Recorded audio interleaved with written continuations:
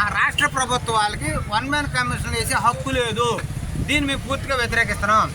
అలాగే ఎస్సీ కులాలని SC reservation విభజించాలనే ఆలోచన ఉన్నట్లయితే అది భారత ప్రభుత్వానికి అది పార్లమెంట్లో తీర్మానం చేసి రాష్ట్రపతి ఆమోదం చేయాలి తప్ప ఎట్టి పరిస్థితుల్లో రాష్ట్రానికి హక్కు లేదని చెప్పి 2004లో డాక్టర్ ఈవి చిన్నయ్య వర్సెస్ ఆంధ్రప్రదేశ్ ప్రభుత్వం సుప్రీంకోర్టు ఇచ్చినటువంటి తీర్పుకి వ్యతిరేకంగా నేడు ఆంధ్రప్రదేశ్ ప్రభుత్వం చేయటం బాధాకరం, విచారించదగ్గ విషయం.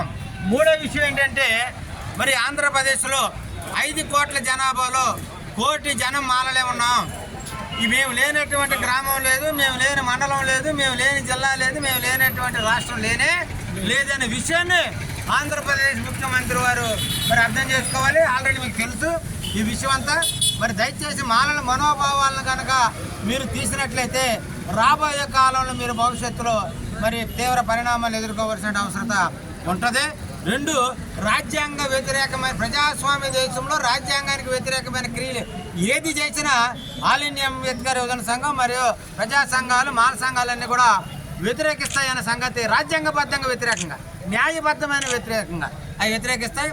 మరి 4వ పాయింట్ ఏంటంటే మరి భారతదేశ ప్రభుత్వం మరి సుప్రీంకోర్టు ద్వారా ఆ యొక్క ప్రభుత్వం సుప్రీంకోర్టు ద్వారా ఎస్సీ క్లాసిఫికేషన్ చేసుకోవచ్చని మరి రాష్ట్రాలకు సూచనలు ఇవ్వతాయి. మీకు ఇష్టమైతే చేసుకోండి, లేకపోతే లేదనే ఒక క్లాజ్ పెట్టి ఇవ్వడం జరిగింది. ఆ చేసే ముందు ఇంపీరియకల్ డేటా అంటే ఖచ్చితమైనటువంటి సూచన చేయాలని చెప్పడం జరిగింది. మా యొక్క ఆంధ్రప్రదేశ్ ప్రభుత్వానికి మా డిమాండ్, మీరు ఏది చేసినా సూచనలు ఏది చేసినా దాన్ని శ్వేతపత్రం ద్వారా ఏ జిల్లాగా జిల్లా కులాల ప్రాతిపదికన శ్వేతపత్రం ద్వారా విడుదల చేయాలి. అలా విడుదల చేయకోకుండా ఏ కార్యక్రమం చేసినా దాని మీద తీవ్రంగా వ్యతిరేకిస్తామని ఈ సందర్భంగా నేను తెలియజేస్తున్నాను. మరి ఈ విషయాలన్నీ కూడా ఆంధ్రప్రదేశ్ ముఖ్యమంత్రి వారు కానీ తెలంగాణ ముఖ్యమంత్రి వారు కానీ వివిధ రాష్ట్రాల ప్రభుత్వాలు కూడా అర్థం చేసుకుని దయచేసి 30 కోట్ల జనాభా